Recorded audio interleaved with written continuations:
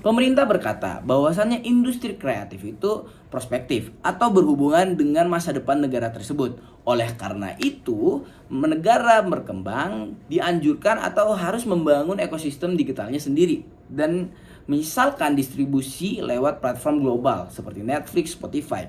Justru karena itu, industri kita yang sedang bertumbuh dan sumber daya kita yang terbatas, strategi yang paling masuk akal bukan menutup pintu platform global, melainkan memanfaatkan mereka secara cerdas sambil memperkuat fondasi industri di dalam negeri.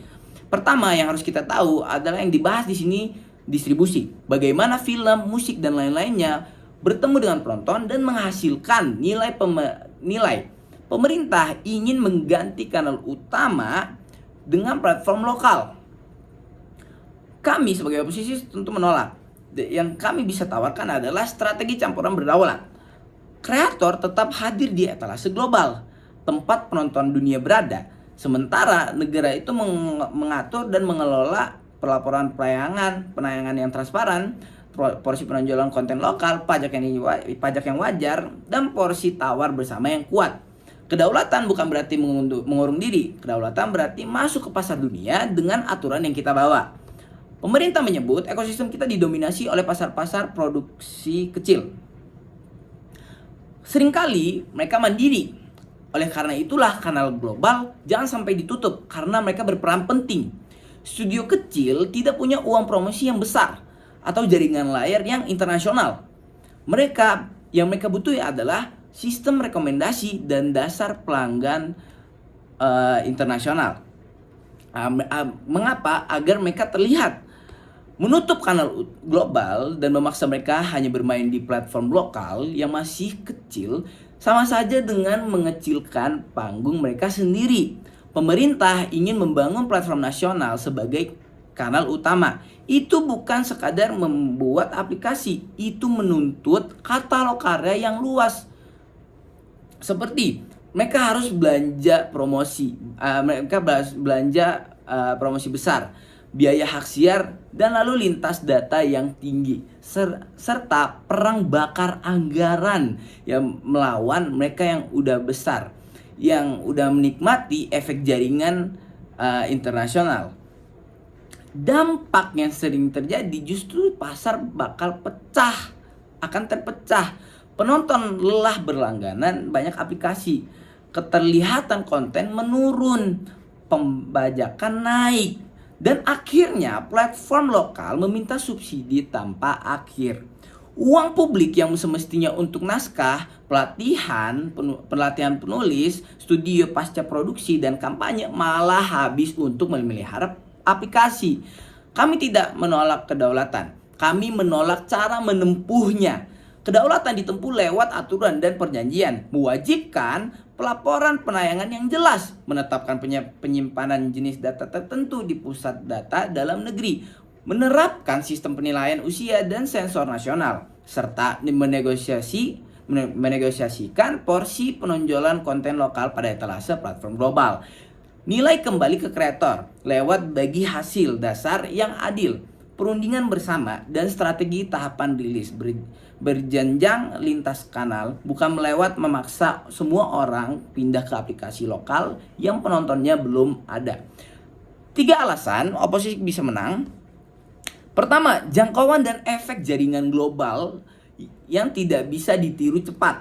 Netflix, Spotify, dan kawan-kawannya lah punya pelanggan lintas negara. Jadi koneksi mereka sudah internasional. Sistem rekomendasi yang belajar dari miliaran jam tontonan dan dengar, serta penyatuan penagihan di banyak negara menandingi itu dalam 5-10 tahun. Dan itu butuh dana yang sangat besar. Dan peluang gagalnya itu pun juga besar. Nah, sambil menunggu, kita mengetahui siapa yang menanggung nafkah kreator hari ini. Jadi etalase global memberi penonton dan pemasukan dan keterlihatan bagi mereka, para artis-artis kita. Dan kedua, pemanfaatan dan pembelajaran pasar lebih cepat. Platform global menyediakan jalan pendapat, jadi seperti lisensi, jaminan minimum, dan hasil siar daring. bantuan terjemahan teks dan sulih suara, alat promosi, serta data penampilan karya yang membuat kreator belajar cepat.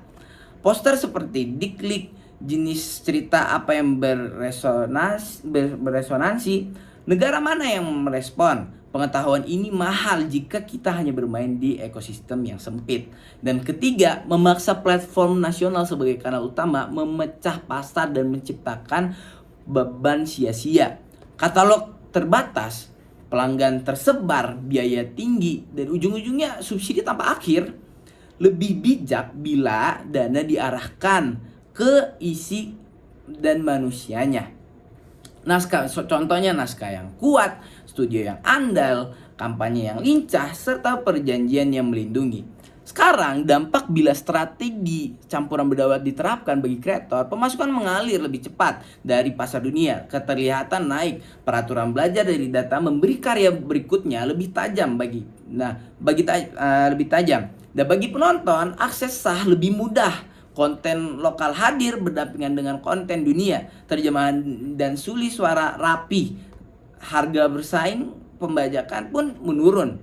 Bagi negara, penerimaan pajak dari transaksi digital meningkat, talenta naik kelas, nama budaya terangkat karena karya lokal menyebar luas. Seperti itu. Nah, di penghujung mari kita kembali ke inti yaitu industri kreatif.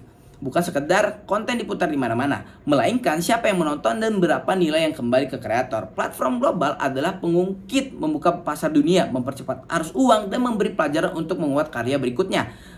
Kedaulatan sejati bukan mengunci diri, melainkan mengatur panggung dunia dengan aturan yang melindungi talenta kita. Karena itu, oposisi meminta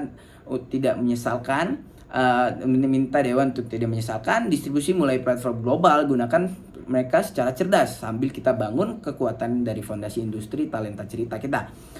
Dan dengan cara ini ekosistem kreatif kita berdaulat karena kuat, bukan berdaulat karena menyekat diri. Sekian, terima kasih.